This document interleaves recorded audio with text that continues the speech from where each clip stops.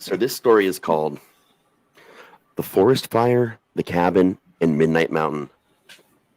So this is actually a full story that Dell's never heard before, which is exceedingly rare these days. Um, she's heard bits and pieces. I think I hit the story pipe a little too hard. Damn you, story pipe. Okay, so I want to start off by saying if you've never seen or been inside of an actual forest when it's on fire, it's a lot more terrifying than it sounds. Like a lot of people will be like, "Oh, like certain things aren't not that bad, or it's not as bad as it seems or sounds." Forest fires are terrifying. We decided to do this little impromptu vacation to this spot in Kentucky we'd never been to before, and we just wanted to get away for just a couple nights and go to a cabin because cabins in the woods are my thing. I love them, and we found this really what we thought was this really awesome one. So we decided to leave and get there like hours early before we could check in and just drive back roads and like see cool and weird random stuff. And as all my vacations go, I chose a spot in Kentucky that was also known for Bigfoot sightings and like other cryptid stuff because if I'm going to go on a vacation somewhere for a while, it's got to have some cryptids and paranormal for me to amuse myself with. So our first stop was the Daniel Boone National Forest. What we did not know is that their dry season had gotten really bad, and there was a fire ban. Like it was a big deal. We didn't listen to any news or even look at anything. We just drove straight down, and the sun is just coming up. It is gorgeous. You're in the middle of Daniel Boone National Park. You've just gone through the tunnel, and you're just looking around. And the way the road is, it is barely even a 2-lane road. Like two cars cannot even really go side by side in opposite directions. Like you're just kind of going away and if someone else is coming the other way, you have to pull in these little weird side things that your car will barely fit on. So you're always feeling like you're just going to crash to your death every 5 seconds. That's kind of terrifying. But as the sun's coming up, like the forest is coming alive, all the colors, like that early morning was gorgeous. We get a little bit farther and we see some fog. That's normal. The fog started getting thicker. And I'm like, man, this fog it's getting really thick. And my wife she's driving and her face just like, she's terrified. I'm like, what's going on? I was like, just fog. She's like, honey, roll down the window. I rolled it down and you can smell it. It's not fog, it's smoke.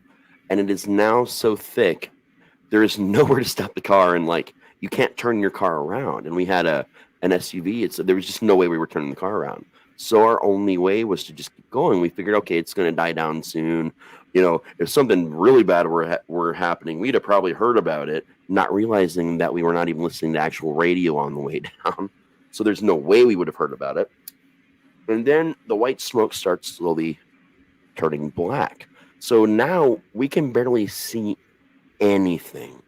There's enough of the windshield still kind of clear that you can tell and it's just a straight shot at this point in time. So there's no like big surprise turns or, anything like that.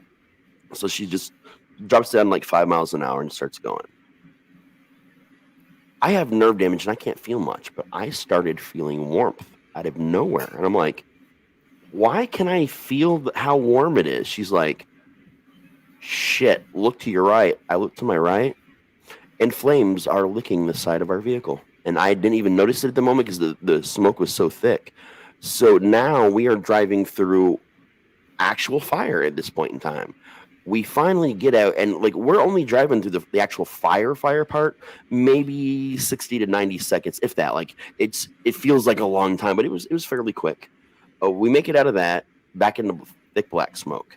But then back to the white smoke, and then I'd say about 22 minutes after the white smoke first started, we finally make it out. Immediately, she slams the gas pedal. We go as fast as we can to get off this section of the road. We get out, go to the other side, and there's barricades. They're not letting anyone go in either side because of this fire. But that barricade didn't go on at the other end until they said probably a couple minutes after we had already gone through, and there was no time to stop us.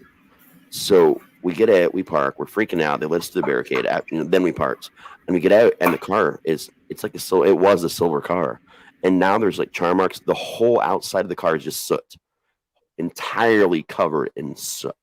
So we had to go clean the car, and then it's we're pretty shaken up about this. We're pretty freaked out. We actually to this day have a bunch of the soot from the car in a little bottle that we just have to have in the car. It's like a pill bottle or something like that. We just stuffed it full of soot to always remember The forest fire, I guess, was the idea at the time. And we get a check into our cabin. Now, this cabin is not what it was supposed to be. It was supposed to be a pretty remote cabin out in the woods. And that's what was in the description. And I thought it was oddly cheap for like $60 a night. That's really cheap for as nice as this cabin was supposed to be. It's supposed to have like an in-room hot tub, like a kitchen, all this stuff. And I'm like, why is it cheap?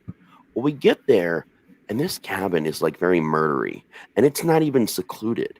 There is this tiny little pond that's got algae all in it, and one of those paddle boats you can paddle around in that you don't want to get into because it looks like you're just going to die and sink to the bottom if you try and touch it.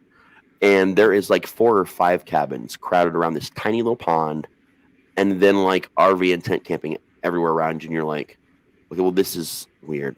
Fuck it. We already paid. We're here. So we go into this cabin, and the first cabin has no kitchen. Oh, sorry, this is the wrong one. Let's go to the other one. We go to the other one. That one has no, like the jacuzzi tub or whatever. I'm like, what the fuck? So then they take us to a third cabin that's got a little bit of a kitchen, but it's got the jacuzzi. But you get that vibe that something really bad has happened because they're going in. There was a little bit of police tape on the door. The whole room has a very overly clean smell. Like someone probably just died and the cleanup crew came in and disinfected everything kind of smell. And this whole time, there's no one in any of the other cabins. There's not that many people even in the camping park because of the fire warning and how bad the weather was, I guess, apparently. So we just said, fuck, and we stayed there. Every night, exactly at 11:24 p.m. until 1:07 a.m., you would hear footsteps all around the cabin. You would actually hear the front door of the cabin, even if it was locked. It would unlock, open, close, and you'd hear the footsteps walk all the way around the cabin and stop at the bed. And it was my wife's side of the bed. And after the first night, again, we're paranormal enthusiasts, like weird stuff, like we're all cool with it. It's freaky, obviously, I'm not going to say it's not because it totally is, but we were not expecting this level of something strange to be happening. And sure enough, every night, all 3 nights that we were there, the door would open, close, and then all the way to that side of the bed every night. And the whole time we're there, it feels like not just someone is watching you, like you almost expect to look up and see one of those moments in a movie where there's like reporters everywhere, like trying to peek in your window, like that vibe of like many pairs of eyes crowding to just stare at you the whole time. And that feeling wasn't even just in the cabin. That was on the whole property. As soon as you drove onto this property, you just feel like there are like hundreds of people around just staring at you, but there's no one. So it was really super unsettling. And I'm telling you all these things to build up to Midnight Mountain. It's not called Midnight Mountain. There's the big rock bridge over there. The huge natural rock bridge. A lot of people are there go to like mountain climbing, mountain jumping, where they actually jump off the top of the mountain with the base jump parachute and all that. Caving, all kinds of really cool stuff over here. Well, we decided that we wanted to take the very last whatchamacallit. You get in this little box. It looks like a ski lift, basically, is what it looks like. As you get in it, and it takes you to the top of the mountain, and the little cart on the wire above you that's like really weird, and you're pretty sure it's going to break at any minute because it sounds creaky, and you're pretty sure you saw a body down there, but you don't want to admit it to yourself kind of situations. So we go up to the top. It's the last ride up. I didn't know it was the last ride up until we were already on it because you're supposed to be able to like also ride it back down. And with my health at the time, it was pretty bad too. I was not going to be able to walk down that mountain. But again, we didn't know it, so we were already in the cart going to the top. So we get up there, and it's beautiful. It's nice. Everything's really cool. But we realized that we're going to have to hike all the way down. Luckily, my wife was smart enough to get a map, just in case, because we collect maps when we're on trips. It's kind of one of the things that we do. So we have this map of all these trails. Cool. We at least have maps. There's signs. Like, if you're an expert, go take this trail. If you're a beginner, take this trail. The map was wrong. And apparently there was also crime scene tape and other places coming down off the mountain. This whole sections were completely sealed off and you couldn't go to them. And according to the map, no problem. That's where the expert path was. Well, something happened with the printing of the maps, and everything was mislabeled. And then they had to change even more paths because of the shutdowns. So we ended up on the expert level hiking mountain climbing path with no knowledge of this, where there are these big gaps that you have to like wrap your arms into the rock and grip the rock and like step over or you're going to fall to your death kind of situations. I had done a lot of adventurous stuff like that when I was young, but never anything quite to this terrifying level. Um, One thing that we always brought with us anywhere if we go night hiking or anything are filming lights. And I've got lights for, obviously for filming outdoors, no sound, because I don't want any sound, rush overs on any mics or anything. But we just use them for hiking because they had barn doors. You could literally like pinpoint where you wanted the light to be. And I built handheld tripods that on the back, I could tape one of those little, it's a battery charger, but for phones that the power banks. I had Velcroed a power bank onto the back of all these tripods and had this guy custom make a cord that would go from that to charge the lights or the cameras. So we thought we were cool. We had these bright ass lights. We did not realize how dark it was going to get on the mountain. Everybody should have been well off the mountain. And we're looking around because no one is legally allowed to be there as it starts getting dark because of how dangerous it is. We're like, oh, we got these lights, no big deal. Because again, we thought we were going to be on the beginner's path coming down, and we turned them on, and again, bright as fuck. But the brightness, these things out at home, like in a field, you could see these lights and light up probably at least, I'd say, easy 100 feet in front of you, no problem. We're talking maximum of like 5 to 7 feet in front of you because of how thick the woods are and how dark it gets on the mountain. So we are now in the dark on the expert trail. There was legit a moment where I look at my wife and I said, "You're gonna have to leave me here." Medically, I could not go any farther, and we had just gotten over that big spot where I told you I had to like wrap my hands kind of around this giant section of this mountain and dig my fingers in to be able to climb over. And I almost fell and died in that moment. I barely made it around it. And I was like, leave me, go down and get help. From here on out, there's nothing crazy. It doesn't look like there's anything crazy. Just go and then get help and bring them back here. The other problem is that there's a lot of dangerous wildlife that wants to eat you in Kentucky. And you could hear them. You could hear the howls of a pack. I'm not sure wolves, coyotes, not sure which it was, but we were being tracked just after that gap. Hardcore tracking, you hear it all around you and just getting closer and closer all the time. So we know we're now likely being hunted. That's another reason why you don't want to be out there, at this time of night. And I know at this point in time, if I just say go on, I make a lot of noise. I'm gonna die, but she'll get out. That's what you do. Well, that's what I think to do. Sacrifice myself for other people. She's like, no, you can't. She's like, I hear them too. I know what you're trying to do. We're either both going to die here or we're both going to make it out together. I'm like, okay. We start moving. And then one of the loudest sounds I have ever heard in my life came directly to my left, and a small tree fell over right afterwards. Footsteps. And I'm talking, the rock beneath our feet is shaking from these fucking footsteps. The closer it gets, the sounds of the howling start to back off a little bit. So we start walking.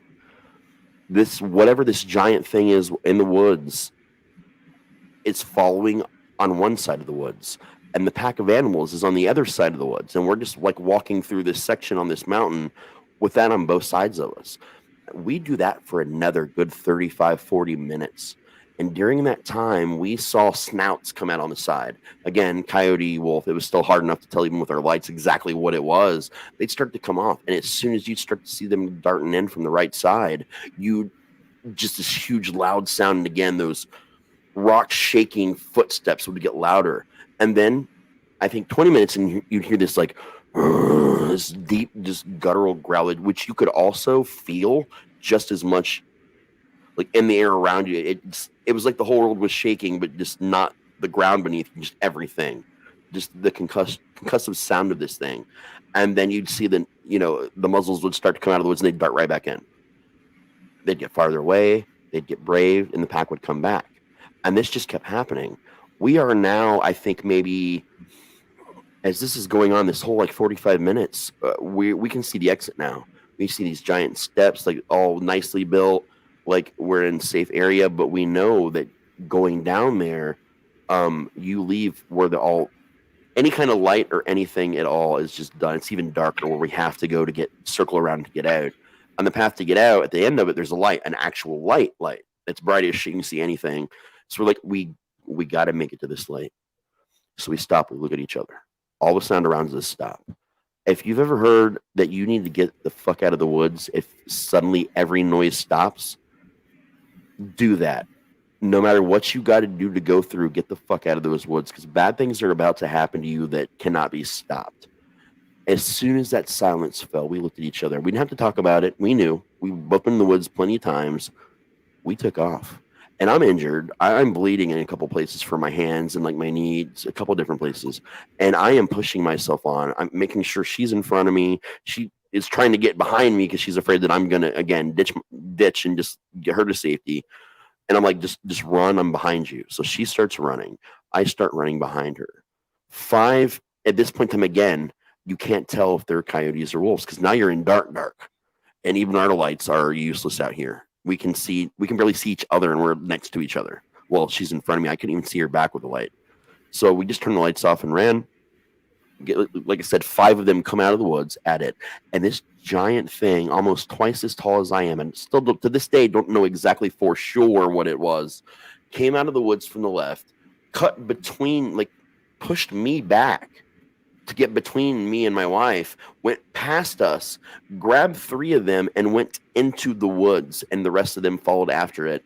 And the sounds of just the feeling of the ground still shaking as we're making it almost to this light, hearing the cries of these coyotes or wolves, these grunts, these slamming, like skull bone smashing sounds, weird, just intense, terrifying shit. We finally get to the light. And we stop under the light because they're not going to come under this light. We want to know what's going on, so we look back, and again, small trees are still falling all around whatever's happening. And the last thing that we saw was 6 other wolves or coyotes went a different direction out to where that big thing had originally come from. And this thing, you just see this giant shadow. It's on 2 legs, has some kind of, humanoid, definitely, just kind of turns its head over. And you can't see its face because of the shadows. And it just, this little nod.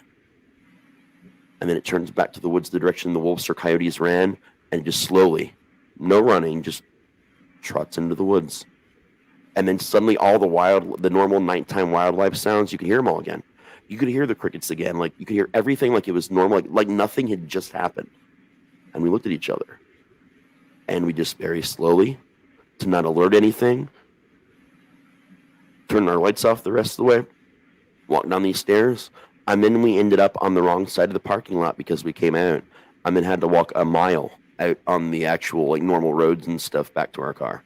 Just shaking and fucking terrified.